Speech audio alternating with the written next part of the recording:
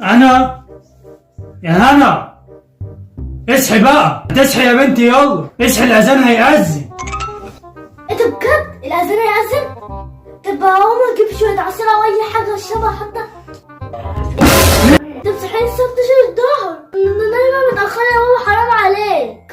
انا كنت عايزه اصحى قبل المغرب يا بابا، انت عارف ان انا نايمه متاخره، ولما بصحى بدري يا بابا متضايقه طول النهار ومخنوقه وانت بتفضل تضربني.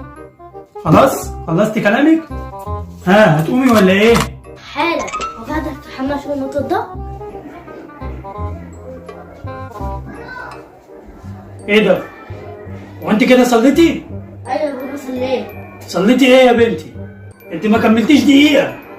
هي دي صلاة؟ ما تنفعش الصلاة السريعة دي. وبعدين انت المفروض تتوضي وتنزلي تصلي في المسجد، كل خطوة بتخطيها وانت متوضية وانت رايحة المسجد بتاخدي عليها حسنة.